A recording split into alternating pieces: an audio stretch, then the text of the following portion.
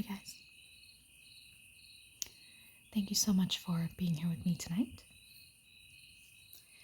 Today's video is going to be a continuation of The Notebook. As you can see, I already have my candle lit. It is peppermint, eucalyptus, and lavender. And I also unknowingly color coordinated with my nails to the colors on the cover of this book. I am staying true to my filming schedule this week. I posted a video yesterday of me continuing on in reading A Walk to Remember. So if you haven't checked that out, I invite you to do so. And with all that being said, let's continue reading not A Walk to Remember, The Notebook.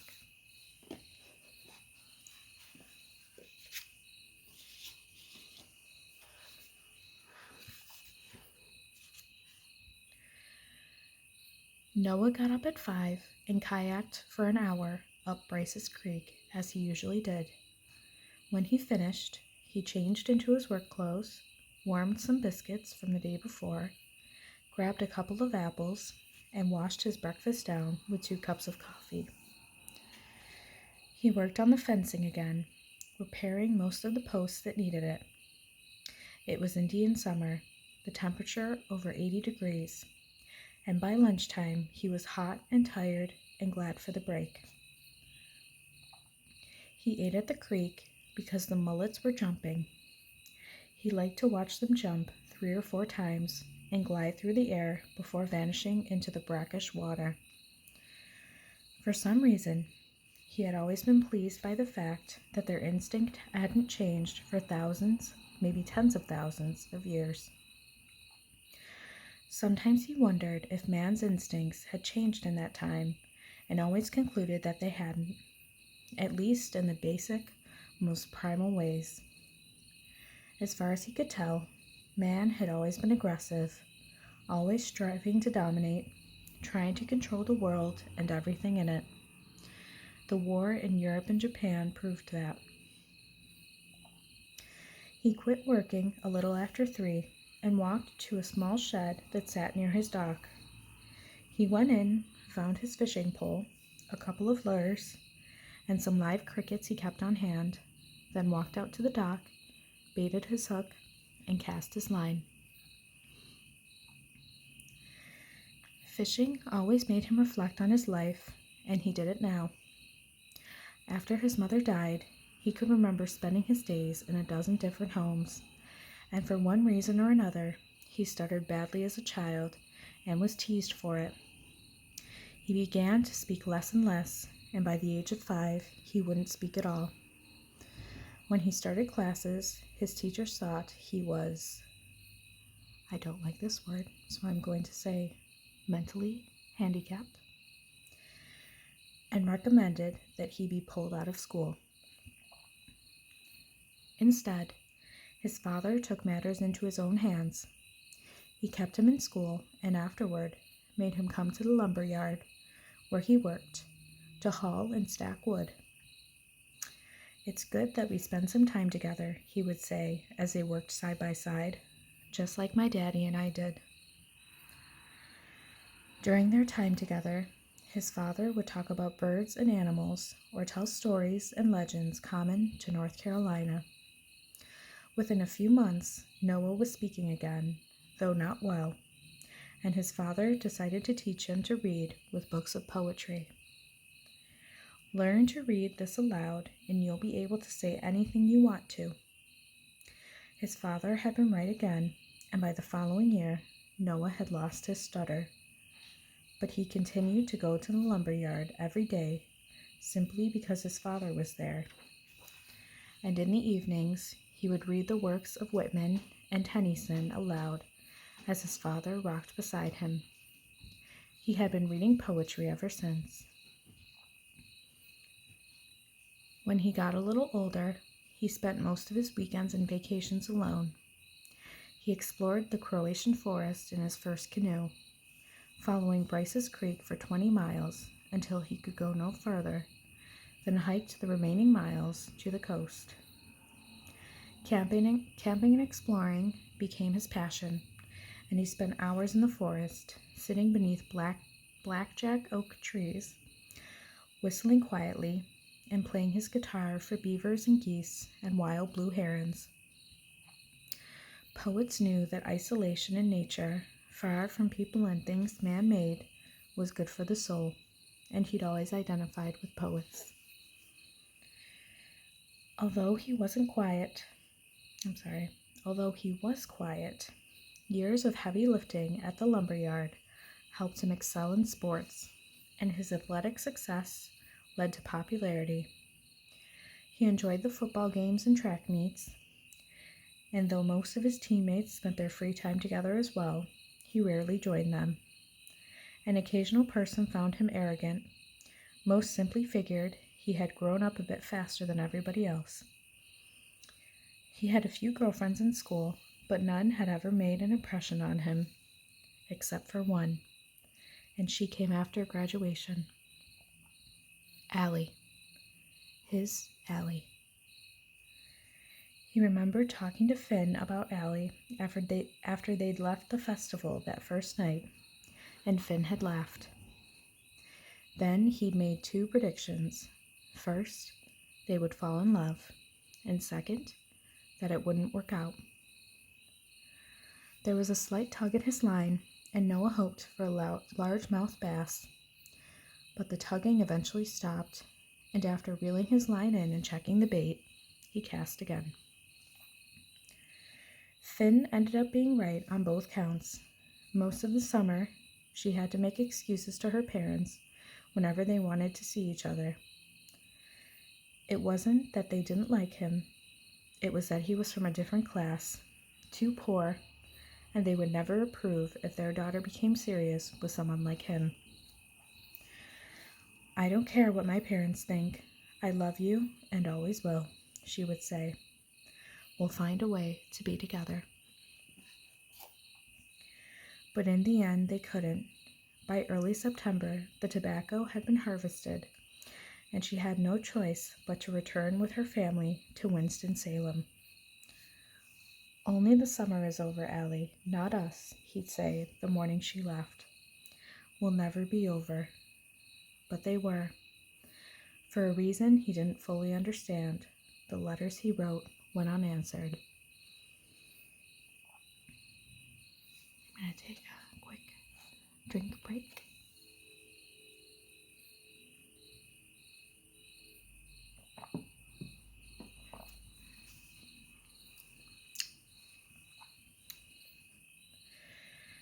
Eventually, he decided to leave Newbern to help get her off his mind, but also because the depression made earning a living in Newbern almost impossible. He went first to Norfolk and worked at a shipyard for 6 months before he was laid off, then moved to New Jersey because he heard the economy wasn't so bad there. He eventually found a job in a scrapyard, separating scrap metal from everything else.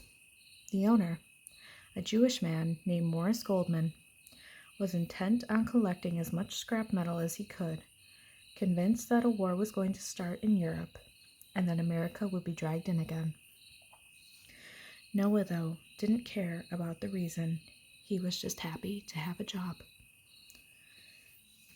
His years in the lumberyard had toughened him to this type of labor, and he worked hard. Not only did it help him keep his mind off Allie during the day, but it was something he felt he had to do. His daddy had always said, "Give a day's work for a day's pay. Anything less is stealing." That attitude pleased his boss. "It's a shame you aren't Jewish," Goldman would say. "You're such a fine boy in so many other ways." It was the best compliment Goldman could give. He continued to think about Allie, especially at night. He wrote her once a month, but never received a reply.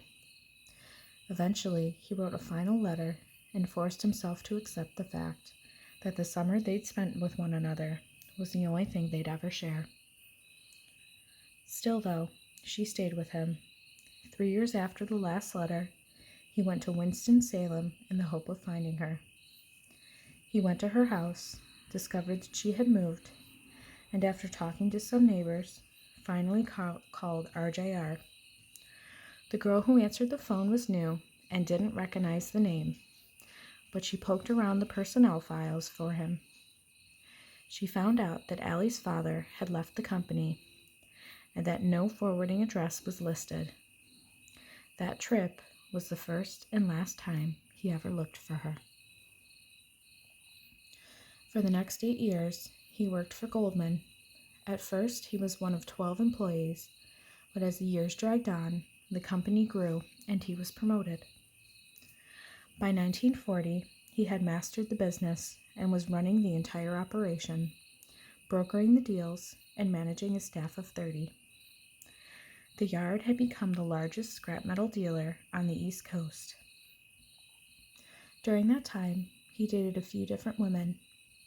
He became serious with one, a waitress from the local diner, with deep blue eyes and silky black hair. Although they dated for 2 years and had many good times together, he never came to feel the same way about her as he did about Allie.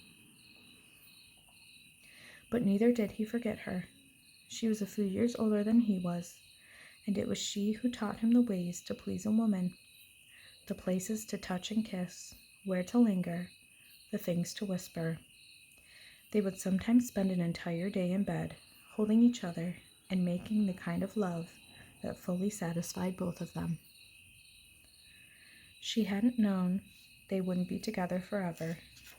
Toward the end of the relationship, she told him once, "I wish I could give you what you're looking for, but I don't know what it is. There's a part of you that you keep closed off from everyone, including me. It's as if I'm not the one you're really with. Your mind is on someone else." He tried to deny it, but she didn't believe him. "I'm a woman. I know these things. When you look at me sometimes, I know you're seeing someone else. It's like you keep waiting for her to pop out of thin air to take you away from all this." A month later, she visited him at work and told him she'd met someone else. He understood. They parted as friends, and the following year, he received a postcard from her saying she was married. He hadn't heard from her since. While he was in New Jersey, he would visit his father once a year around Christmas. They'd spend some time fishing and talking, and once in a while they'd take a trip to the coast to go camping on the Outer Banks near Ocracoke. In December 1941, when he was 26, the war began, just as Goldman had predicted. Noah walked into his office the following month and informed Goldman of his intent to enlist, then returned to New Bern to say goodbye to his father. 5 weeks later, he found himself in boot camp. While there, he received a letter from Goldman thanking him for his work, together with a copy of her certificate entitling him to a small percentage of the scrapyard if it ever sold. "I couldn't have done it without you," the letter said. "You're the finest young man who ever worked for me, even if you aren't Jewish." He spent the next 3 years with Patton's Third Army, tramping through deserts in North Africa and forests in Europe with 30 pounds on his back, his infantry unit never far from action. He watched his friends die around him, watched as some of them were buried thousands of miles from home. Once, while hiding in a foxhole near the Rhine, he imagined he saw Allie watching over him. He remembered the war ending in Europe, then a few months later in Japan.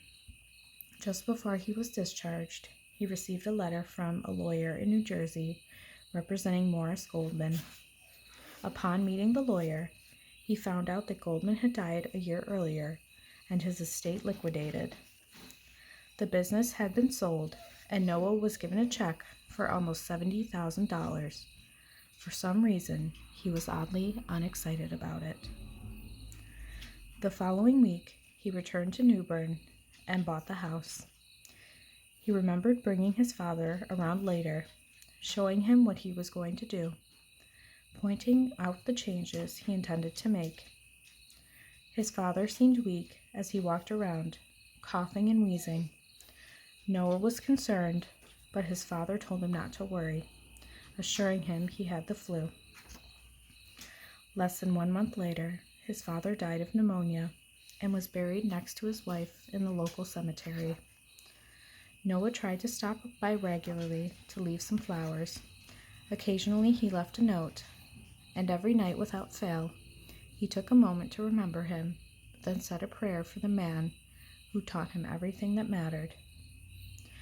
After reeling in the line, he put the gear away and went back to the house. His neighbor, Martha Shaw, was there to thank him, bringing 3 loaves of homemade bread and some biscuits in appreciation for what he'd done. Her husband had been killed in the war, leaving her with 3 children and a tired shack of a house to raise them in. Winter was coming, and he'd spent a few days at her place last week repairing her roof, replacing broken windows, and sealing the others, and fixing her wood stove. Hopefully it would be enough to get them through. When she left, he'd gotten his battered Dodge truck and went to see Gus. He always stopped there when he was going to the store because Gus's family didn't have a car. One of the daughters hopped up and rode with him, and they did their shopping at Capers General Store. When he got home, he didn't unpack the groceries right away. Instead, he showered and found a Budweiser and a book by Dylan Thomas and went to sit on the porch.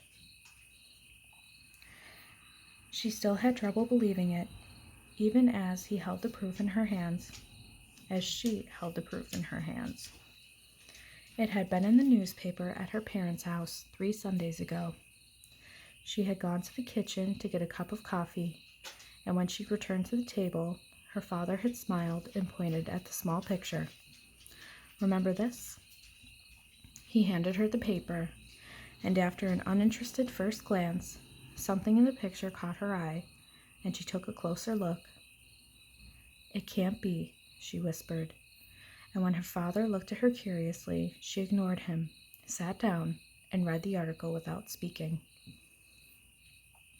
She vaguely remembered her mother coming to the table and sitting opposite her, and when she finally put aside the paper, her mother was staring at her with the same expression her father had just moments before. "Are you okay?" her mother asked over her coffee cup. "You look a little pale." She didn't answer right away. She couldn't. And it was then that she noticed her hands were shaking. That had been when it started. "And here it will end, one way or the other," she whispered again. She refolded the scrap of paper and put it back, remembering that she had left her parents' home later that day with the paper so she could cut out the article. She read it again before she went to bed that night, trying to fathom the coincidence, and read it again the next morning, as if to make sure the whole thing wasn't a dream. And now, after 3 weeks of long walks alone, after 3 weeks of distraction, it was the reason she'd come.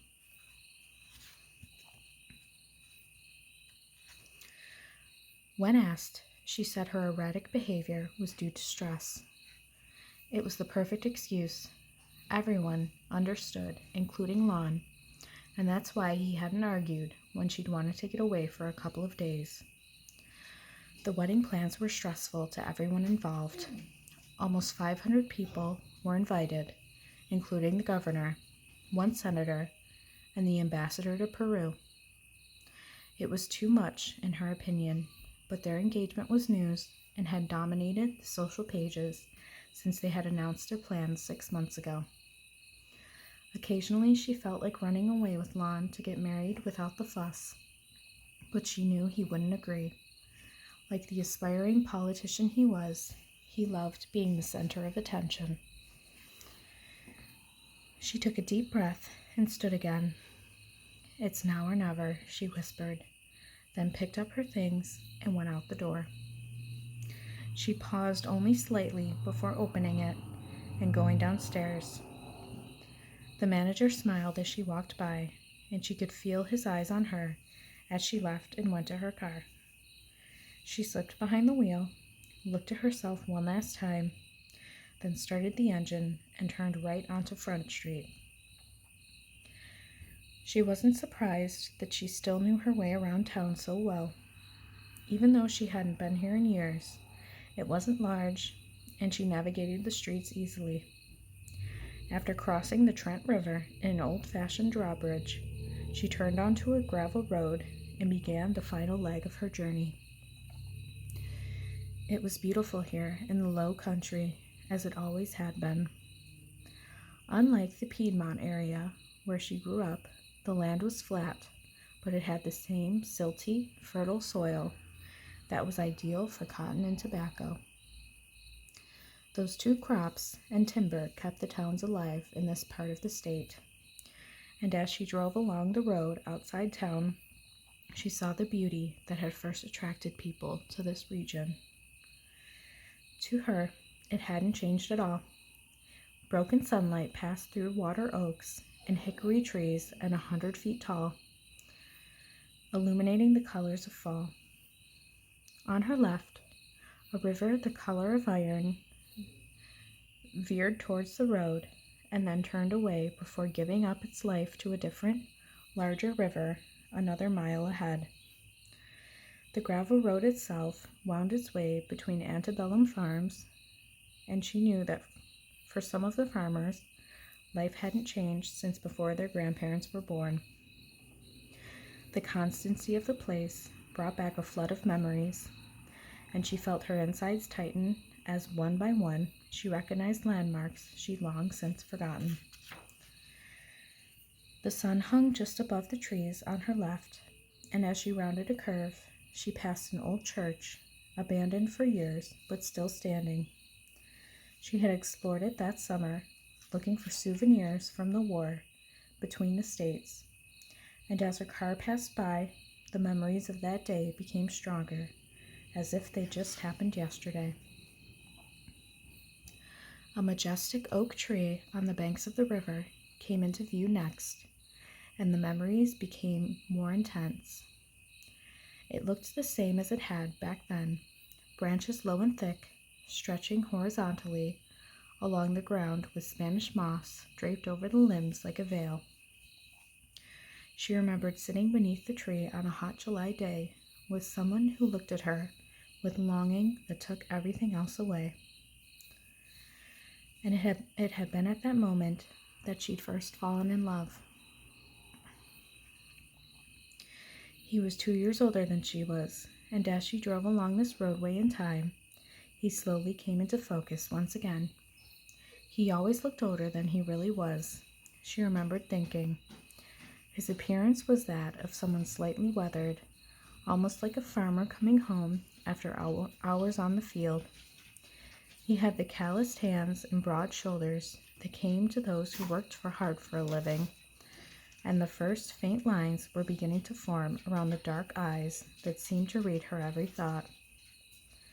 He was tall and strong, with light brown hair, and handsome in his own way, but it was his voice that she remembered most of all.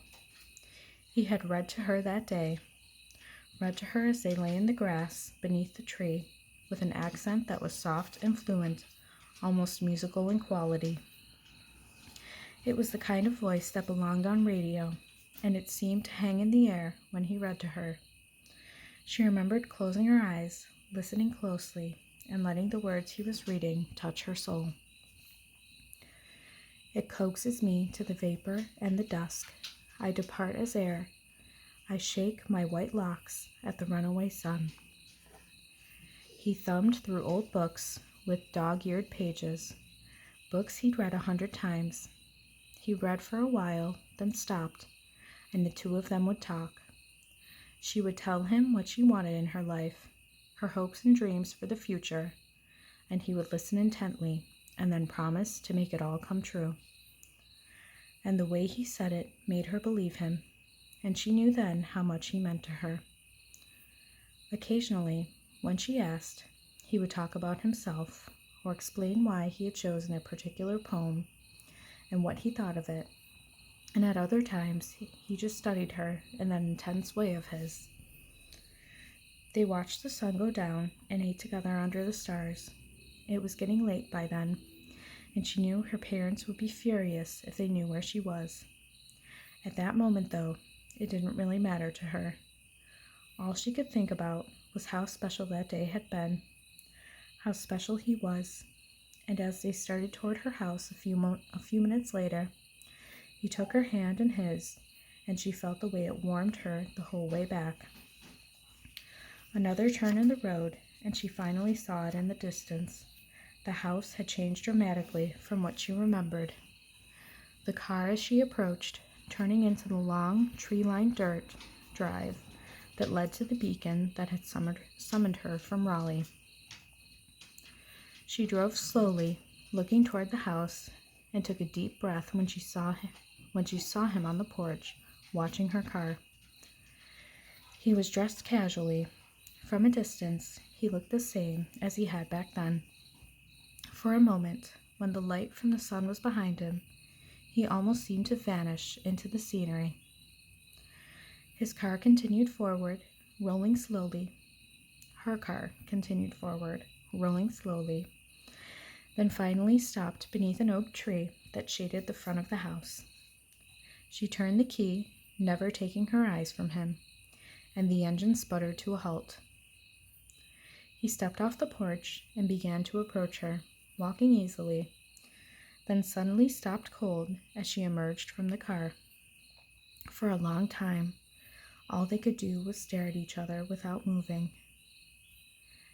Allison Nelson, 29 years old and engaged, a socialite, searching for answers she needed to know, and Noah Calhoun, the dreamer, 31, visited by the ghost that had come to dominate his life.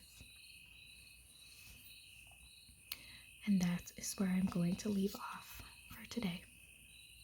The next chapter is called Reunion. And if you've seen the movie, I'm sure you know what's going to happen. I hope that you enjoyed this book today. And I hope that you will tune in to my next video. Let me know if you have any book requests, and I will surely read those for you. If you also feel inclined to like and subscribe to my channel and like the video, I would appreciate that very much. Have a great night and sleep well.